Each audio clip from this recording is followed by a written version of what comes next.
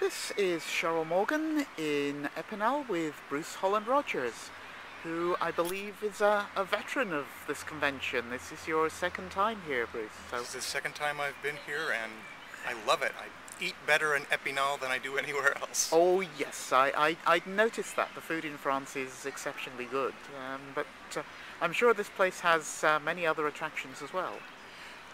This is such a friendly literary festival. It's such a joy to come. If I could afford it, I would certainly come much more often. Right, and you know, given everything that's gone on between America and France over the last few years, it's great to see American writers here and everybody being friendly and welcoming. You know, even at the height of American brittle attitudes about the French, I always found that the French were very welcoming of Americans. So how did you find out about Imaginales? I was working with my translator, Lionel Davoust, and when I discovered that I was going to be living in London for a year, which turned into 2 years, I told him that I would be interested in doing some kinds of events in France if he could arrange it. And so he talked to the organizers here, and they invited both of us to come. Right, and Lionel translates your short story service? He translates my short stories pretty much as I write them. I have my subscription service where I write 3 stories a month, and Lionel chooses from among those and sends 2 stories a month by email subscription in French to his own subscribers. That's wonderful. Are you published in French in other ways as well? In a variety of magazines, not any books so far, but actually possibly as a consequence of coming here, it's beginning to look like I'll have a collection in French soon. Okay, so if I were an American writer wanting to be published in France, what advice would you give me?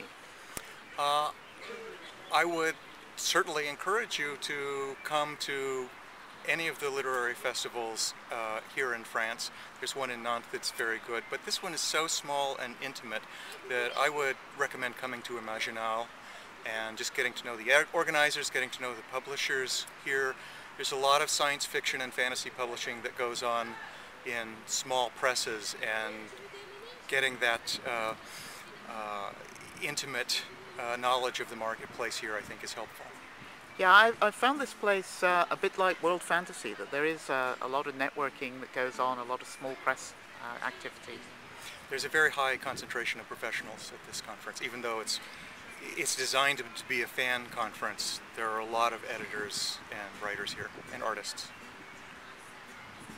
You were talking to David Anthony Durham about the possibility of government grants for cultural exchange. Is that something else that an American writer could do?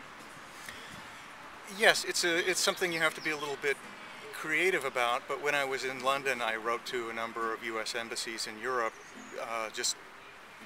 writing to the cultural attaché, letting them know I was available if they needed somebody, an American, to appear at cultural events or literary festivals. And as a result of that, there were 3 trips that I made to Vienna, to Lisbon, and to Finland, to Jyväskylä, that were a consequence of starting that. Yep, and as a result of all this, we get to travel the world and see beautiful places and eat fabulous food. I think it's fantastic. It's one of the great benefits of being a writer. We may not make a lot of money, but there are people all over the world who are interested in what we do, and that's a great bonus. It's sort of like going back to being a traveling minstrel, really. Indeed. Although I don't have to sing, thank goodness. No, there's somebody else singing for us. I'm not sure if the microphone is picking it up, but there's a group of young French people just here singing, sitting in the park and playing guitars and singing. But it's a lovely day, so why not? Indeed. In which case, I'd better let you get back to enjoying the festival. Cheryl, thank you very much. Thank you, Bruce.